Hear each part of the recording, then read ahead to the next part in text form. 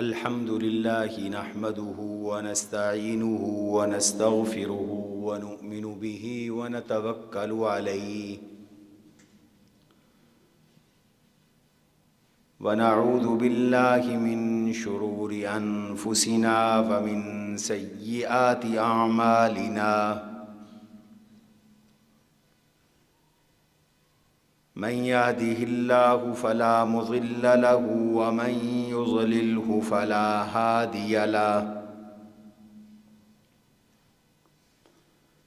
ونشهد أن لا إله إلا الله وحده لا شريك له ونشهد أن سيدنا ومولانا محمدًا عبده ورسوله صلى الله تعالى عليه وعلى آله وأصحابه وأزواجه وأتباعه وذرياته أجمعين أما بعد فأعوذ بالله من الشيطان الرجيم بسم الله الرحمن الرحيم ولا تباشروهن وأنتم عاكفون في المساجد تلك حدود الله وقال تبارك وتعالى في موضع آخر يا أهل الكتاب قد جاءكم رسولنا يبين لكم على فترة من الرسل أن تقولوا ما جاءنا من بشير ونذير فقد جاءكم بشير ونذير والله على كل شيء قدير وقال تبارك وتعالى إنا أرسلناك شاهدا ومبشرا ونذيرا لتؤمنوا بالله ورسوله وتعزروه وتوقروه وتسبحوه بكرة وأصيلا وقال تبارك وتعالى ما كان لكم أن تؤذوا رسول الله ولا أن تنكحوا أزواجه من بعده أبدا وقال تعالى والذين يؤذون رسول الله لهم عذاب مهين وقال رسول الله صلى الله عليه وسلم من اعتكف 10 في رمضان كان كحجتين وعمرتين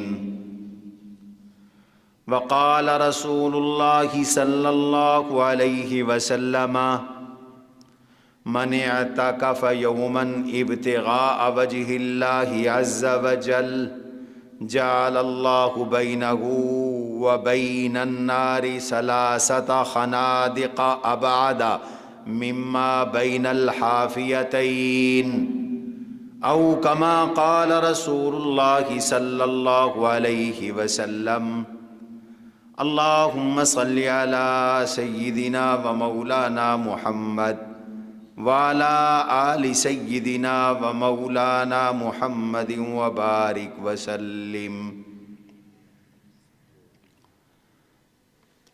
نہایت واجب الاحترام علماء کرام، مشائخ اعظام، عزیز طلباء اور شجابات کے دینی اسلامی کلمہ گو بھائیوں،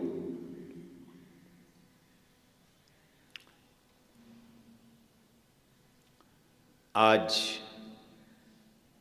رمضان المبارک سن 1446 ہجری کی 12 تاریخ ہے، 12واں روزہ ہے، 12واں ہے نا، 13واں روزہ ہے۔ آدھا رمضان گویا کہ ہم سے رخصت ہونے چلا ہے۔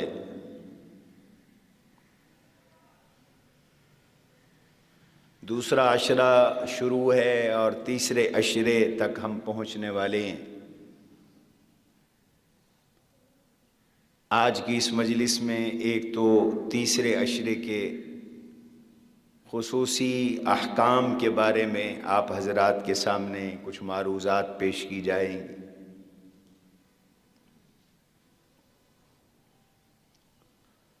اور دوسرا 15 مارچ کو ریاست پاکستان نے یوم ناموس رسالت منانے کا اعلان کیا ہے، تو ناموس رسالت کے حوالے سے جناب رسول اللہ صلی اللہ علیہ وسلم کی عزت و تکریم کے حوالے سے بھی کچھ معروضات پیش کی جائیں گی۔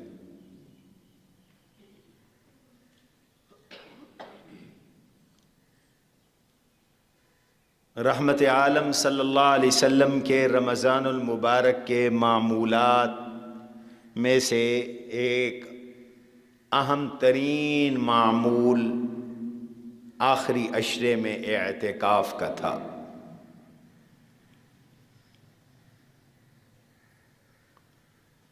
آپ صلی اللہ علیہ وسلم نے رمضان کے آخری عشرے میں تقریباً ایک آدھ سال چھوڑ کر اعتکاف فرمایا۔ ایک سال اعتکاف سفر کی وجہ سے نہیں ہو سکا۔ آپ نے پھر شوال میں بھی اعتکاف فرمایا۔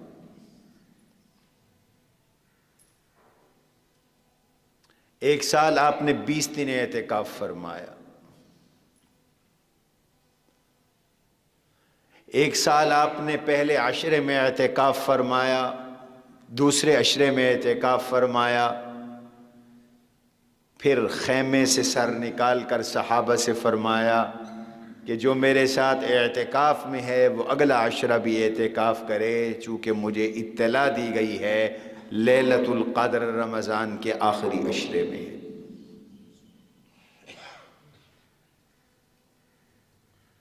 احادیث میں آتا ہے ان النبی صلی اللہ علیہ وسلم کان یعتکف العشر الاواخر من رمضان حتی یتوفاہ اللہ تعالی ثم اعتکف ازواجہ۔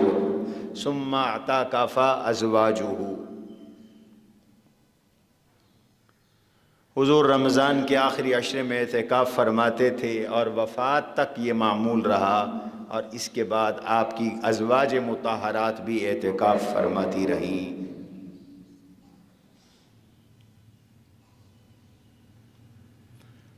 اعتکاف 3 طرح کا ہوتا ہے، ایک اعتکاف مسنون ہے، ایک نفل اعتکاف ہے، اور ایک واجب اعتکاف ہے۔ نفل اعتکاف تو یہ ہے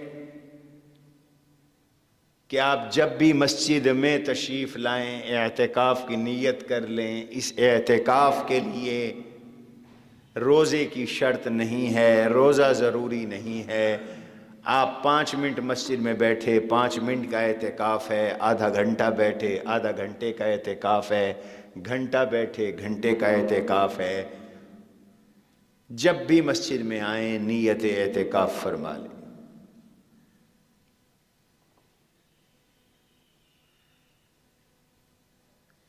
اور اعتکاف مردوں کے لیے مسجد میں ہوتا ہے،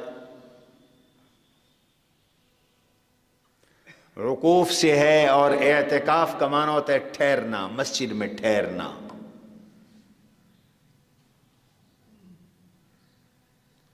مسجد میں مسلمان کے ٹھہرنے کو اللہ بہت پسند کرتے ہیں۔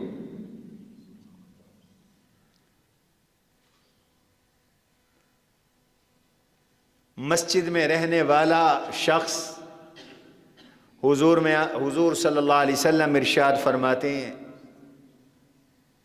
کہ جو لوگ مسجدوں میں میخوں کی طرح اپنے آپ کو گاڑ لیتے ہیں، مسجدوں میں رہتے ہیں، تو فرشتے ان کے ہم نشین بن جاتے ہیں، فرشتے ان کے رفیق بن جاتے ہیں، فرشتے ان کے ساتھ بیٹھنے والے بن جاتے ہیں، گویا فرشتوں سے ان کی دوستی ہو جاتی ہے۔ میرے نبی نے فرمایا کہ اگر یہ غائب ہوں، مسجد میں نہ آئیں، ان غابوا تفقدوہم، تو فرشتے ان کا تفقد کرتے ہیں، ان کو تلاش کرتے ہیں کہ ہمارا یار آج مسجد میں کیوں نہیں آیا، ہمارا دوست آج مسجد میں کیوں نہیں آیا، ہمارا ساتھی آج مسجد میں کیوں نہیں آیا۔ اور اگر یہ بیمار ہو جائیں وَإِن مَرِضُوا عَادُوهُمْ، اگر یہ لوگ بیمار ہو جائیں مسجدوں میں بیٹھنے والے اور پھر بیماری کی وجہ سے مسجد میں نہ آ سکیں، تو فرشتے ان کی عیادت کے لیے جاتے ہیں۔ تو مسجدوں میں ویسے ہی بیٹھنا اللہ کو بہت محبوب ہے، مسجد کی اونچی شان ہے۔ حضور علیہ السلام نے فرمایا 7 آدمی روز محشر اللہ کے عرش کے سائے میں ہوں گے۔ 7 فی ظل اللہ یوم لا ظل الا ظلہ، 7 آدمی اس دن جس دن اللہ کے عرش کے سائے کے علاوہ کوئی سایہ نہیں ہوگا، اللہ کے عرش کے سائے کے نیچے ہوں گے۔ امام عادل وشاب نشأ فی عبادت اللہ ورجل قلبه معلق بالمسجد حتى يعود الیہ او کما قال۔ وہ امام، وہ حاکم، وہ جج، وہ افسر، وہ فیصلہ کرنے والا ثالث، جو انصاف کے ساتھ فیصلہ کرے، ڈنڈی نہ مارے، فیصلہ ٹھیک کرے، یہ اللہ کے عرش کے سائے میں ہوگا۔ وَشَابٌ نَشَأَ فِي عِبَادَةِ اللَّهِ، وہ جوان جو جوانی میں اللہ کی عبادت کرتا ہے، جوانی میں وہ شب بیدار ہے، جوانی میں نماز کا پابند ہے، جوانی میں ذاکر ہے، اللہ کا ذکر کرتا ہے، جوانی میں تلاوت قرآن کرتا ہے، جوانی کے اندر نوافل کی ادائیگی کا اہتمام کرتا ہے۔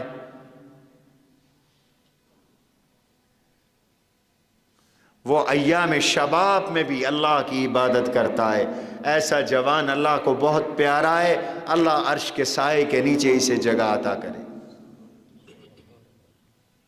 وَرَجُلٌ قَلْبُهُ مُعَلَّقٌ بِالْمَسْجِدِ، وہ شخص جس کا دل مسجد سے اٹکا ہوا ہے، جڑا ہوا ہے، مسجد سے جاتا ہے تو تڑپ جاتا ہے، حَتَّى يَعُودَ إِلَيْهِ، پھر مسجد میں واپس آتا ہے۔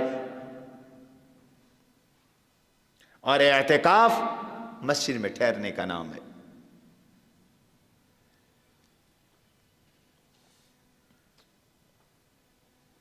اعتکاف کے بے شمار فوائد ہیں۔ سب سے بڑا فائدہ یہ ہے کہ اللہ کے نبی کی سنت ہے، اس کی تکمیل کرنی ہے، اتباع رسول میں ہم نے اعتکاف کرنا ہے۔ حضور نے اعتکاف فرمایا اور ارشاد فرمایا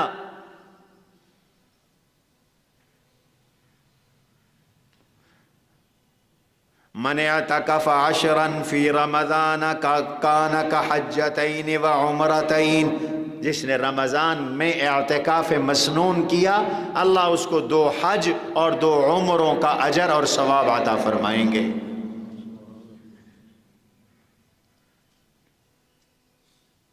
دو حج اور 2 عمروں کا ثواب ہے۔ اور نفلی اعتکاف کے بارے میں بھی فرمایا، یہ فضیلت نفلی اعتکاف کی بھی ہے اور سنت اعتکاف کی بھی ہے۔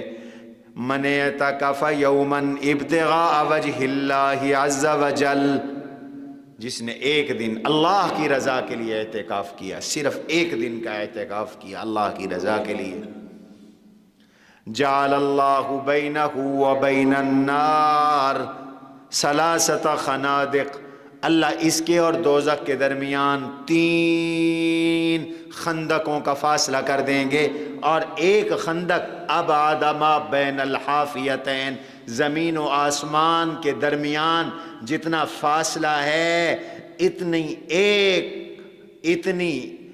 ایک خندق اللہ اس کے اور جہنم کے درمیان رکھ دیں گے، اور ایسی 3 خندقیں اس اعتکاف کرنے والے کو اللہ جہنم سے دور کر دیں گے۔ سبحان اللہ کو، یہ اتنا بڑا اجر کا کام، اعتکاف اتنا بڑا اجر کا باعث۔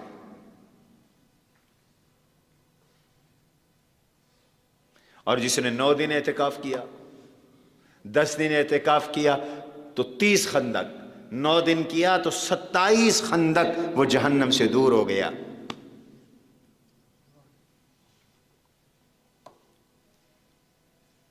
اعتکاف کرنے والا اپنے آپ کو دنیا سے کاٹ کر اللہ کی مہمانی میں لے آتا ہے، معتکف اللہ کی مہمانی میں ہے، وہ اللہ کا مہمان بن کے بیٹھا ہے۔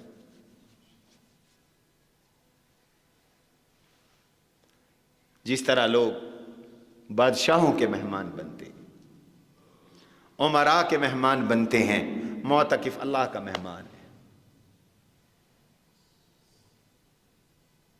معتکف کو اللہ کی مہمانی نصیب ہوتی ہے، معتکف کو فرشتوں کی صحبت نصیب ہوتی ہے، اور معتکف اعتکاف کرنے والے کو لیلۃ القدر نصیب ہوتی ہے، اس لیے کہ لیلۃ القدر رمضان کے آخری عشرے کی طاقتوں میں حضور علیہ السلام نے فرمایا ہے، التمسوها فی وتر من العشر الاواخر، او کما قال، لیلۃ القدر کو رمضان کے آخری عشرے کی طاق راتوں میں تلاش کرو۔ پہلا عشرہ آپ نے اعتکاف کیا، لیلۃ القدر نہیں ملی، فرمایا اگلا عشرہ اعتکاف کرو۔ مجھے علم دیا گیا لیلۃ القدر کا، لیکن واپس لے لیا گیا۔ اتنا مجھے یاد ہے کہ جس شب لیلۃ القدر تھی میں نے کیچڑ میں سجدہ کیا، کیچڑ میں میں نے سجدہ کیا۔ چنانچہ طاقرات میں لیلۃ القدر، طاقرات میں بارش ہوئی، تب مسجد نبوی کچی تھی، کچی مسجد کے پکے نمازی تھے، آج پکے مسجدوں کے کچے نمازی۔ کھجور کی شاخوں کی بنی ہوئی چھت، بارش آئی، رات کو نیچے کیچڑ ہو گیا، تو اس شب جب لیلۃ القدر حضور کو ملی، رات کو بارش تھی، وہ نشانی پوری ہو گئی۔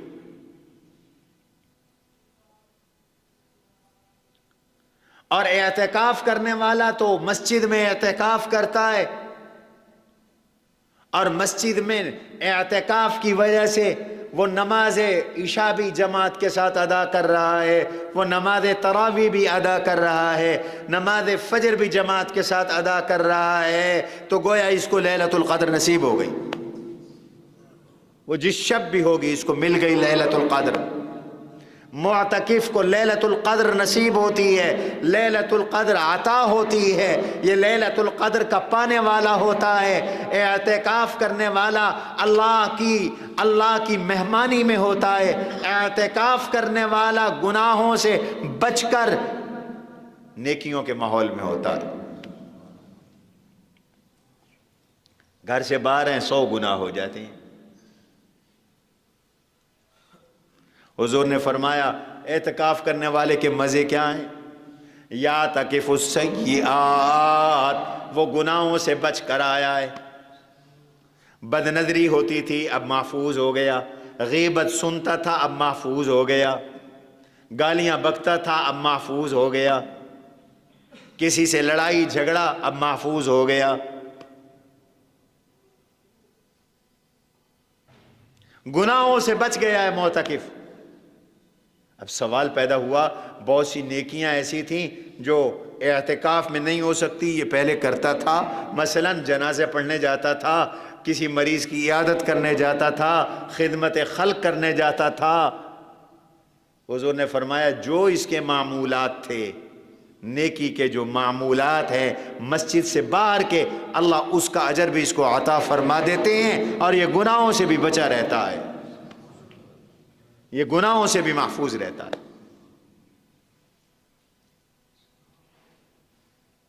ہمارے اکابر کہتے ہیں کہ اعتکاف کرنے والے کی مثال اس شخص کی ہے جو کسی حاکم کے دروازے پہ جا کر بیٹھ جائے اور وہاں جا کے ڈیرے لگا لے اور یہ کہے کہ میری درخواست منظور کی جائے، ورنہ میں تو یہاں بیٹھا ہوں۔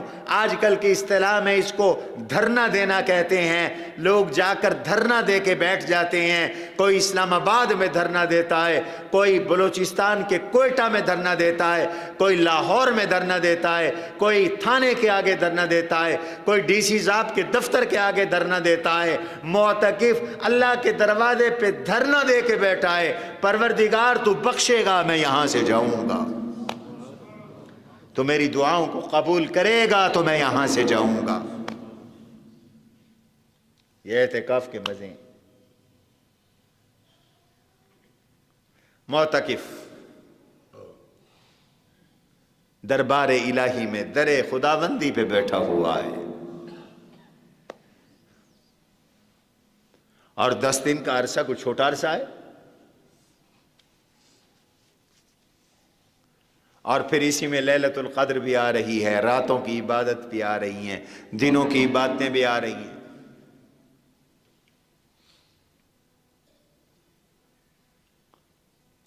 اس اعتکاف کی برکت سے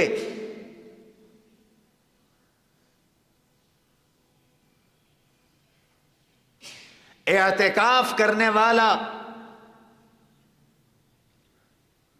اسے خلوت نصیب ہوتی ہے، اور خلوت میں روحانی ترقی ہوتی ہے۔ اللہ کے نبی کو وحی ملی جب آپ خلوت میں تھے، غار حرا میں اکیلے تھے۔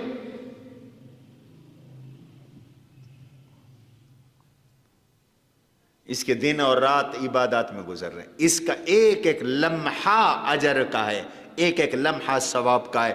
یہ سو رہا ہے تو اجر ہے، یہ جاگ رہا ہے تو اجر ہے، یہ کھا رہا ہے تو اجر ہے، سحری کر رہا ہے، افطاری کر رہا ہے، اجر ہے۔ اس کا ایک منٹ ایسا نہیں ہے معتکف کا جو اجر سے خالی ہو، ایک منٹ بھی ایسا نہیں ہے جس میں اس کو اجر نہ مل رہا ہو۔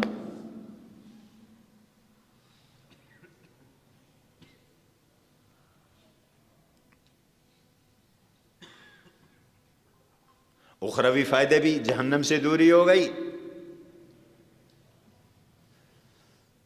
اور تقوی اعتکاف کے ساتھ نصیب ہو گیا۔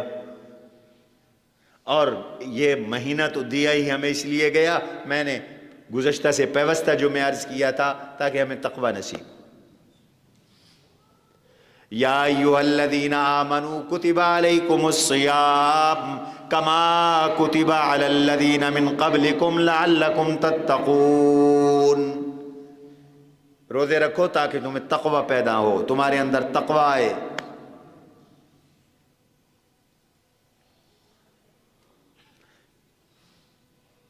اور یاد رکھو جو مسنون اعتکاف ہے وہ روزے کے بغیر نہیں ہوتا، اس کے لیے روزہ ضروری ہے۔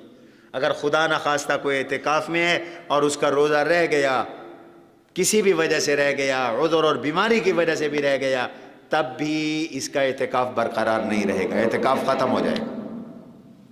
اعتکاف کے لیے روزہ ضروری ہے۔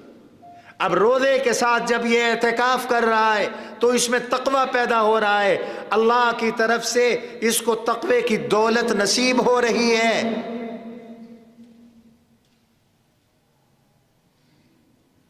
اس لیے یہ اعتکاف سنت مؤکدہ ہے، علی الکفایہ ہے۔ مسجد کا حق ہے اس میں اعتکاف کرو. اگر محلے سے چند لوگ بھی اعتکاف کر لیں گے تو سب سے عذر ہٹ جائے گا, اور اگر کوئی اعتکاف نہیں کرے گا تو پورے محلے پر وبال ہوگا, پورے محلے پر وبال ہوگا. اپنی مسجدوں کو اعتکاف کے ساتھ آباد کرو. آخری عشرے کا یہ مسنون عمل, خواتین گھروں میں اعتکاف کریں. اللہ کے نبی علیہ الصلوۃ والسلام کی ازواج مطہرات نے حضور علیہ السلام کی حیات مبارکہ میں اور حیات مبارکہ کے بعد اعتکاف فرمایا, خاص طور پر بعد میں اعتکاف فرمایا. وہ کہاں کریں؟ وہ اپنے گھر کی مسجد میں کریں. ان کی گھر کی مسجد کیا ہے؟ ان کے گھر کا کمرہ, اس کمرے میں اعتکاف کریں. اور ہمارے یہاں مرکز میں, جامعہ میں, خانقاہ میں اور دیگر خانقاہوں میں جو اعتکاف ہوتا ہے وہ تو پورا ایک تربیتی نظام ہوتا ہے, تربیتی نصاب ہوتا ہے, جس میں ہمارے ہاں تو ایک نصاب مقرر ہے, اور ابھی میں نے اس نصاب کو اثر نو مرتب کیا ہے, کر رہا ہوں. ایک حصہ ابھی اسی سفر میں مکمل کر کے آیا.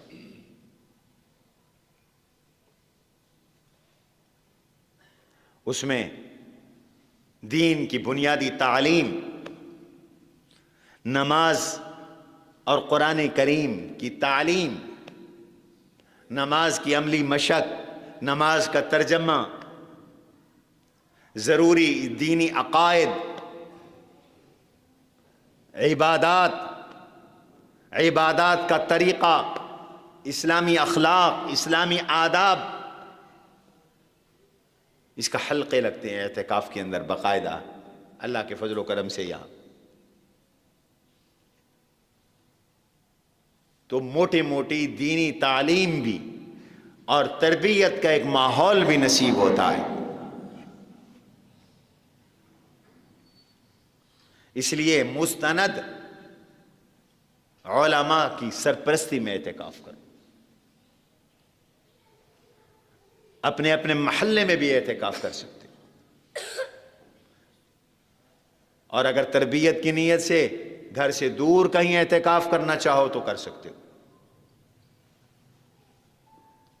اور آخری عشرہ لیلۃ القدر کی تلاش کا عشرہ ہے.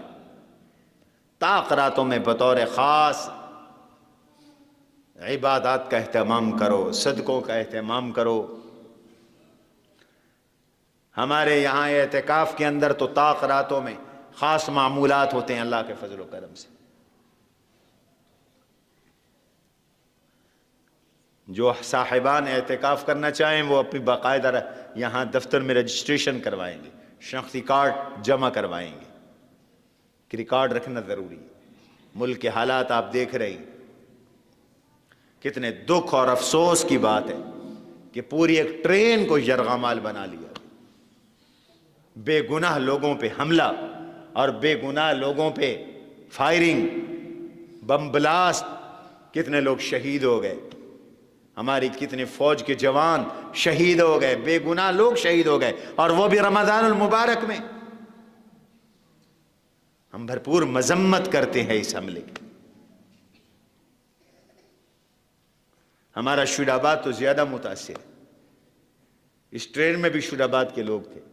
17 لاشیں بلوچستان سے اب تک شہید آباد کے شہریوں کی آ چکی ہیں. وہ مزدور جو بیچارے بلوچستان کمانے جاتے ہیں ان کو گولیوں سے بھون دیا جاتا, ان کی لاشیں آ رہی. حکومت ناکام ہے.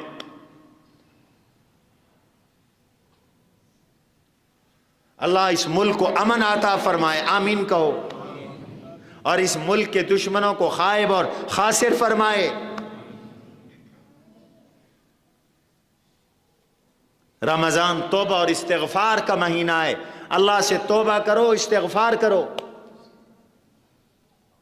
سنا نہیں آپ نے مولانا مفتی ہے مولانا حامد الحق حقانی, کتنے بڑے, اس کے بعد پتہ نہیں کتنے علماء کو بلوچستان میں شہید کر دیا گیا, KPK میں شہید کر دیا گیا ہے. دین کی دشمنی, علماء کی دشمنی, یہ یہودیت کا وتیرہ ہے، یہ فساد بھی یہودیت کا وتیرہ ہے۔ یہ غیر ملکی طاقتیں ہیں جو پاکستان میں اسلام کے خلاف سرگرم عمل ہیں، پاکستان کے خلاف سرگرم عمل ہیں۔ ہم شروع سے کہتے ہیں وہی لوگ پاکستان کے دشمن ہیں جو اسلام کے دشمن ہیں، وہی علماء کے قاتل ہیں، وہی مدارس کے دشمن ہیں، وہی دینی علوم کے دشمن ہیں، اور وہی پاکستان میں دہشت گردی کر رہے ہیں۔ حکومت ان کو پہچانے۔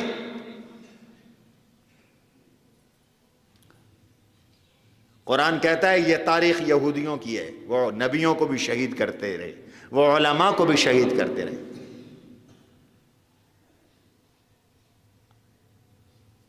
یقتلون الانبیاء بغیر حق، ناحق نبیوں کا خون بہاتے رہے۔ فَلِمَ تَقْتُلُونَ الْأَنْبِيَاءَ، او یہودیوں بتاؤ تم نے نبیوں کو کیوں قتل کیا؟ وَيَقْتُلُونَ الَّذِينَ يَأْمُرُونَ بِالْقِسْطِ، تم نے ان علماء کو کیوں قتل کیا جو انصاف کی بات کرتے تھے اور انصاف کا حکم دیتے تھے؟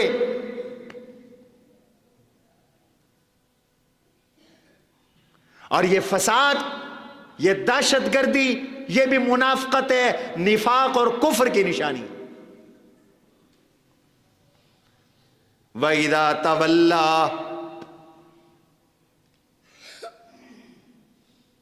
فِي الْأَرْضِ، وَإِذَا تَوَلَّى، جب یہ اٹھ کے جاتے ہیں نا تو زمین میں فساد کرتا ہے۔ لِيُفْسِدَ فِيهَا وَيُهْلِكُ الْحَرْثَ وَالنَّسْلَ وَاللَّهُ لَا يُحِبُّ الْفَسَادَ، لوگوں کے کھیتوں کو آگ لگاتے ہیں، جانوروں کو مارتے ہیں، انسانوں کو مارتے ہیں۔ اللہ کہتے ہیں مجھے فساد پسند نہیں، یہ فساد نہ کرو۔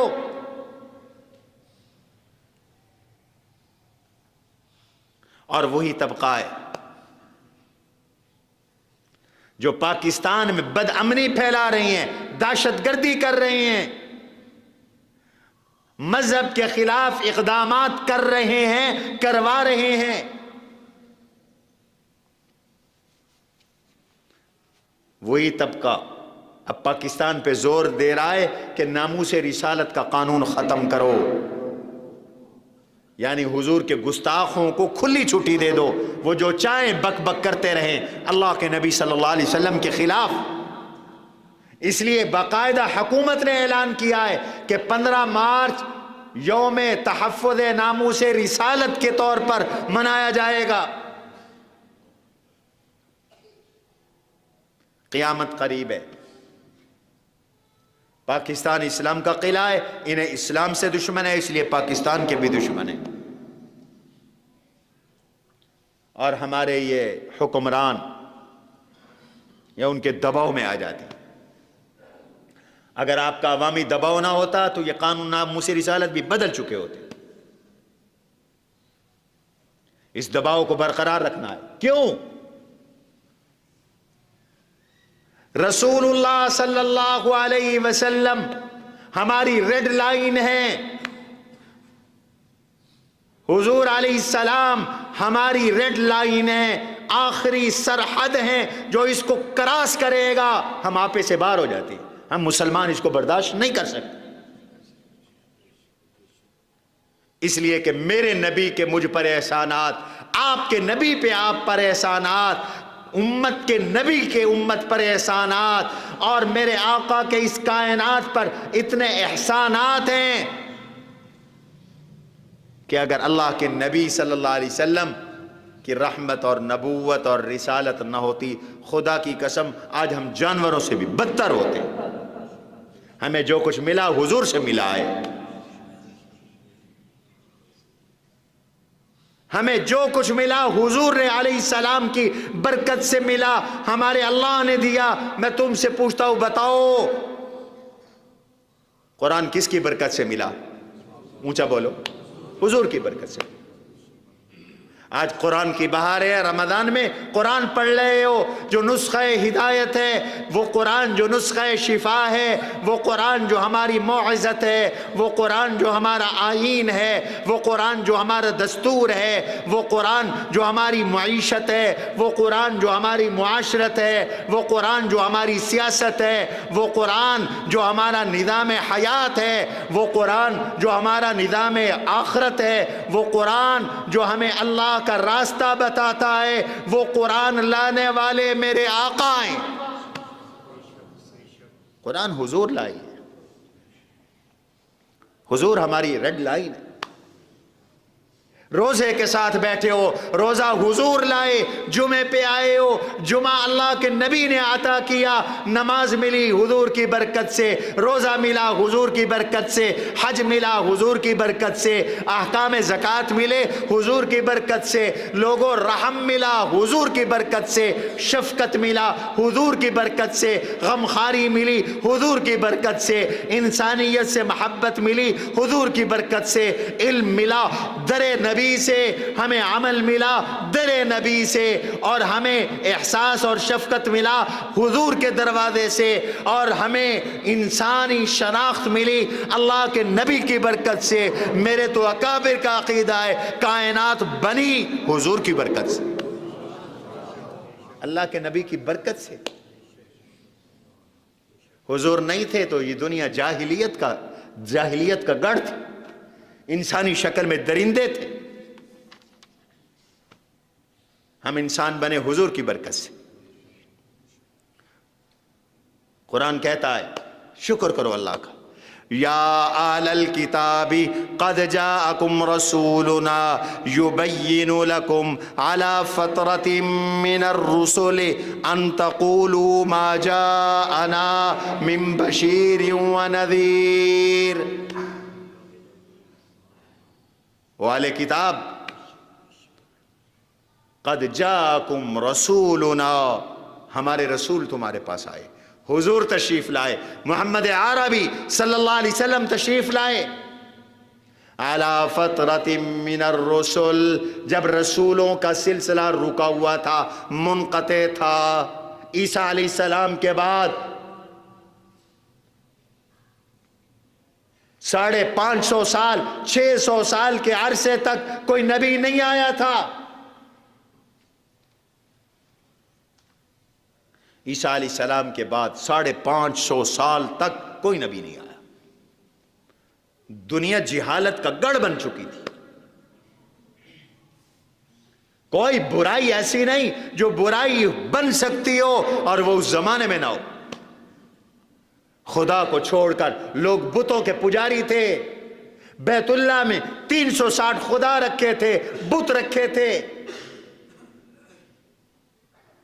ماں بہن بیٹی کی تمیز نہیں تھی، ظلم کا بازار تھا، ظلم کا دورہ تھا، حیا غیرت نام کی کوئی چیز نہیں تھی، نہ انسان کی جان کا تحفظ تھا، نہ انسان کے مال کا تحفظ تھا، نہ روحانیت نام کی کوئی چیز تھی، نہ اللہ کے ساتھ تعلق تھا،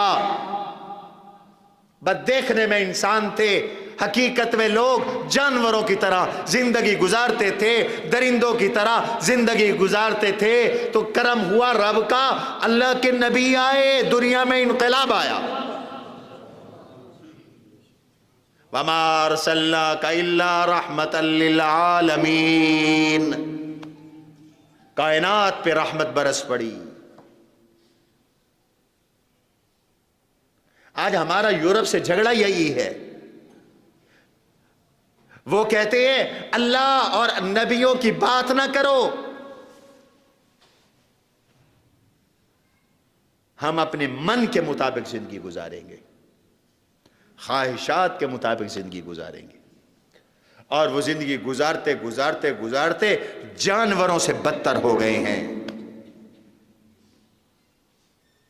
یہ دہشت گردی کہاں سے آئی ہے؟ یہ یورپ سے آئی ہے۔ ہمارا چیلنج ہے، یہ اسلام دہشت گردی نہیں سکھاتا، دنیا میں جہاں بھی دہشت گردی آئی امریکہ نے پھیلائی، ہم تو اس خطے میں امن کے ساتھ رہ رہے تھے۔ 80 کی دہائی سے پہلے ہمارے ملک میں کسی کے پاس پستول نہیں ہوتا تھا سوائے پولیس کے۔ یہ افغان وار ہوئی، افغان جنگ ہوئی، امریکہ نے سپورٹ کیا، اسلحہ امریکہ لایا، یہاں میرے ملک کے امن کو برباد کیا، تباہ کیا۔ ہمیں یاد ہے ہمارا بچپنا تھا، طالب علمی زمانہ تھا، اس وقت لڑائیاں ہوتی تھی تو لوگ ایک دوسرے کو خنجر مارتے تھے، چاقو سے لڑتے تھے، زخمی ہو جاتے تھے، لیکن فائرنگیں نہیں تھی، بم بلاسٹ نہیں تھے۔ یہ میرے اور آپ کی جانوں کے دشمن، ایمانوں کے دشمن، ہماری شناخت حضور ہیں۔ خدا کی قسم ہمیں جو ملا ہے اللہ کے نبی کی برکت سے ملا ہے۔ او دنیا کے غنڈوں، کافروں، میں ہر کافر کو غنڈا نہیں کہتا، جو میرے نبی کے دشمن ہیں میں ان کو غنڈا کہتا ہوں۔ وہ ڈاکو ہیں، جو حضور کی توہین کرے دنیا کا وہ سب سے بڑا ڈاکو ہے، دنیا کا سب سے بڑا دہشت گرد ہے۔ ٹھیک کہہ رہا ہوں، غلط کہہ رہا ہوں؟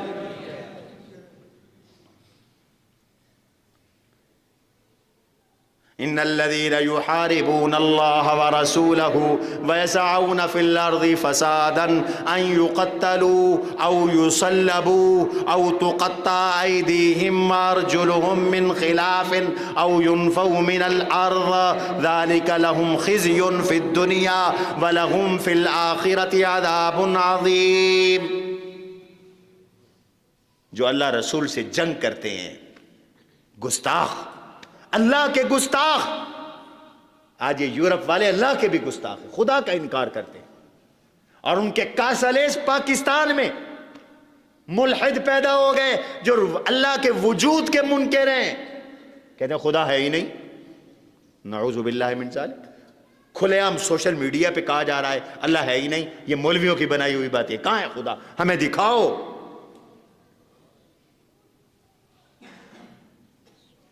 فرعون بھی کہتا تھا موسیٰ کہاں ہے تیرا خدا، مجھے دکھا، اور مذاق اڑاتا تھا۔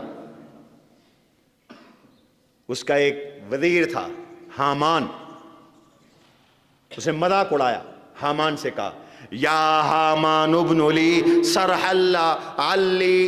صرحا لعلی ابلغ الاسباب اسباب السماوات والارض فاطلع الى الہ موسیٰ وانی لاظنہ کاذبا۔ حامان ایک بڑا محل تیار کر، ایک بڑا برج تیار کر، او برج الخلیفہ 120 منزلہ۔ اب سعودیہ کہتا ہے میں اس سے بھی بڑا بناؤں گا۔ بناؤ بھائی بناؤ۔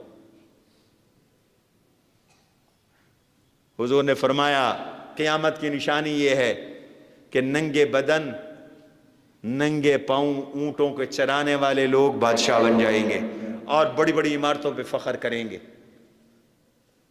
اور یہ سارے عرب اونٹوں کے چرانے والے تھے، پاؤں میں جوتا کوئی نہیں ہوتا تھا، جسم پہ کپڑے پورے نہیں ہوتے تھے۔ میرے نبی کی ایک ایک پیشین گوئی پوری ہو گئی، کہو سبحان اللہ۔ بڑے بڑے برج بن رہے ہیں، برج بناؤ، میں چڑھ جاؤں گا اس پر۔ فَأَطَّلِعَ إِلَىٰ إِلَٰهِ مُوسَىٰ، میں موسیٰ کے خدا کو دیکھوں۔ وَإِنِّي لَأَظُنُّهُ كَاذِبًا، مجھے تو نعوذ باللہ من ذالک موسیٰ جھوٹا نظر آتا ہے، کوئی خدا نہیں ہے، میں خدا ہوں۔ جیسے آج امریکہ کہتا ہے میں خدا ہوں، سب کچھ میرے پاس ہے۔ یہی فرعون کہتا تھا کہ میں خدا ہوں، سب کچھ میرے پاس ہے۔ هَذِهِ الْأَنْهَارُ تَجْرِي مِن تَحْتِي، پانی میرے حکم سے چلتا ہے، نہریں میں چلاتا ہوں، معیشت پہ میرا کنٹرول ہے، دولت پہ میرا کنٹرول ہے، اقتدار پہ میرا کنٹرول ہے، جس کو چاہوں زندہ رکھوں، جس کو چاہوں مار ڈالوں۔ اللہ کا انکار کیا، اللہ کے نبی کا انکار کیا، موسیٰ علیہ السلام کے قتل کے منصوبے بنائے۔ پھر کیا ہوا؟ کہتا ہے مجھے دکھاؤ اللہ کہاں ہے، دکھاؤ اللہ کہاں ہے۔ اللہ نے کہا ہاں ہاں میں اپنے آپ کو منواؤں گا، امریکیوں اور یورپیوں تکبر نہ کرو، میرے نبی سے دشمنی مول نہ لو، اللہ کے نبی کی گستاخی پر مت اتراؤ، تم فرعون سے بڑے نہیں ہو، فرعون بھی اللہ کی پکڑ میں آیا، تم بھی آؤ گے، کہو انشاءاللہ۔ تمہیں عقل نہیں آ رہی؟ پھر یہی فرعون تھا جب دریا بحر قلزم عبور کر رہا تھا،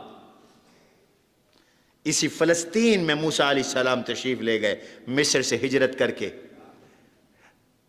راستے میں دریا تھا، پیچھے سے فرعون کی موجیں، آگے سے دریا، پیچھے سے فرعون کی فوجیں، آگے سے دریا کی موجیں۔ بنی اسرائیلی کہنے لگے انا لمدرکون، پکڑے گئے بھائی، مر گئے۔ نبی کا جواب ہے قال ان معی ربی سیہدین، اللہ جو ساتھ ہے۔ اللہ نے کہا موسیٰ دریا میں گھوڑے اتار دو، اتار دیے، فَكَانَ كُلُّ فِرْقٍ كَالطَّوْدِ الْعَظِيمِ، اللہ نے پانی کو روک کر پہاڑ کے تودے بنا دیے، درمیان میں راستہ بن گیا، موسیٰ علیہ السلام پار ہو گئے، فرعون نے لشکر ڈالا، اللہ نے پانی چلایا، غوطہ آیا، اب کہتا ہے جو کل کہتا تھا کہاں ہے خدا، آج کہنے لگا آمنت برب موسیٰ و ہارون، میں نے مان لیا خدا کو، میں مانتا ہوں، آمنت بربی موسیٰ و ہارون۔ قال الان، اب تو مانتا ہے، اس وقت کا ایمان سکرات کی توبہ، سکرات کا ایمان قبول نہیں ہے، جا جہنم میں۔ النار يعرضون عليها غدوا وعشيا ويوم تقوم الساعة ادخلوا آل فرعون اشد العذاب، قیامت تک آگ میں جل، برزخ اور قبر کے عذاب میں جل، قیامت میں پھر تیرے لیے جہنم، اور دنیا میں خدا کے وجود کا منکر، نبیوں کا گستاخ۔ آج گستاخی فیشن بن گئی ہے، جو اٹھتا ہے میرے نبی کو بھونکتا ہے،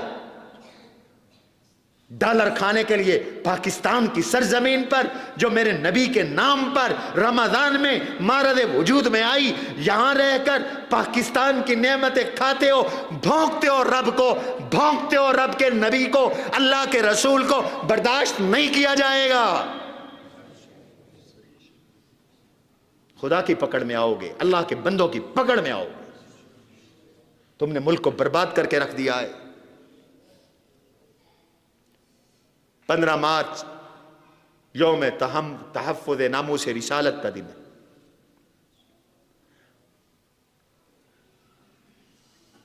اور مسلمان اپنے نبی کی توہین کبھی برداشت کر سکتے نہیں۔ اگر تمہیں توہین کرنے میں مزہ آتا ہے تو ہمیں تڑپنے میں مزہ آتا ہے۔ تم اگر راجپال بننا چاہتے ہو تو مسلمان علم الدین بن کر دکھائیں گے۔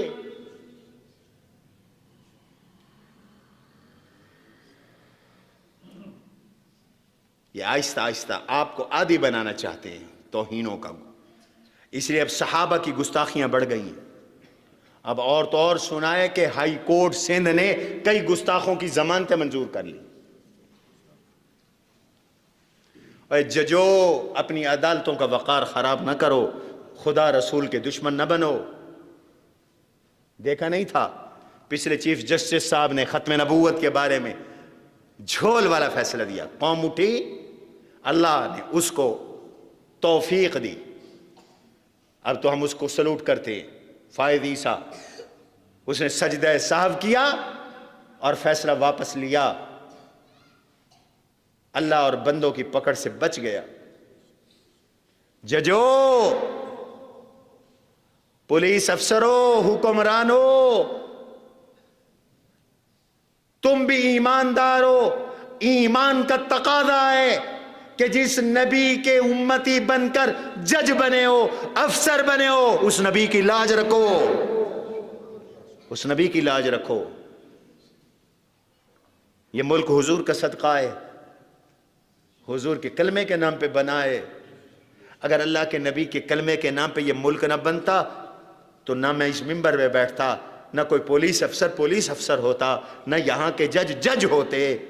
تمہیں جو ملا ہے رمضان میں ملا ہے، تمہیں جو ملا ہے حضور کی برکت سے ملا ہے، تمہیں جو ملا ہے کلمے کی برکت سے ملا ہے۔ پوری قوم یکسو ہے۔ حضور کی رسالت اور حضور کی عزت کا قانون کبھی بدلا، بولو بدلنے نہیں دیا جائے گا۔ ختم نبوت کا قانون بھی کبھی بدلنے نہیں دیا جائے گا۔ یہ مدرسوں کی دینی تعلیم بھی کبھی بند نہیں کرنے دی جائے گی۔ اونچی آواز سے کہو، یہ قرآن کا مہینہ ہے تو قرآن کے مراکز کے تحفظ کا عزم کرو۔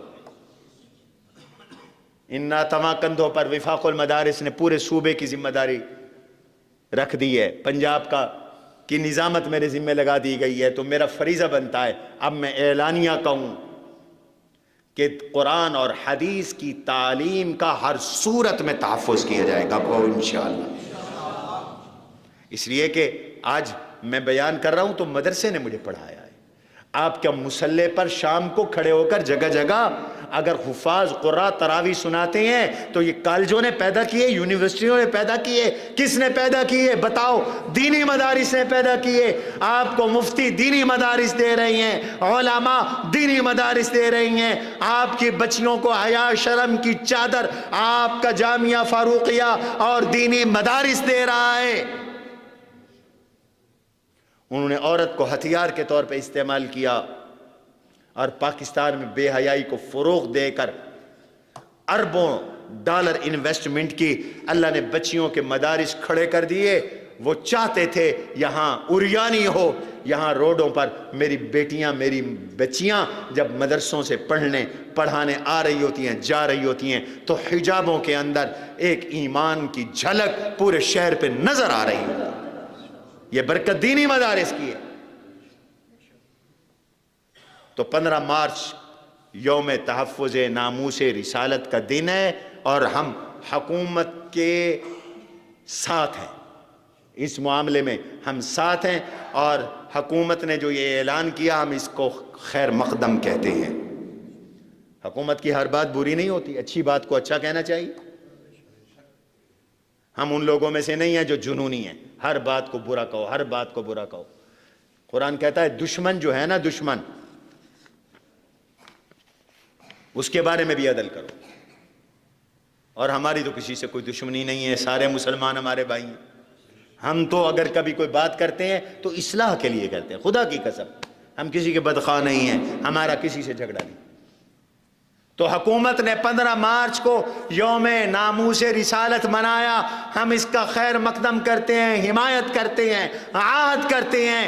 حضور کے تمام صحابہ، حضور کے تمام آل بیت، تمام انبیاء، تمام رسل، قرآن کریم، تمام آسمانی کتابوں کے ناموس کا ہر صورت میں ہر قیمت میں تحفظ کیا جائے گا، کہو انشاءاللہ۔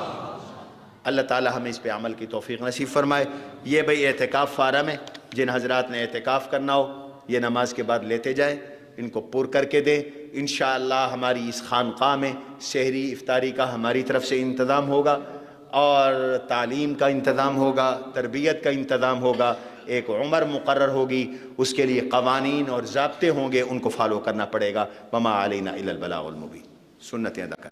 قد عظمت فللأمجاد بانيها ومن يسعى إلى العليا بما فيها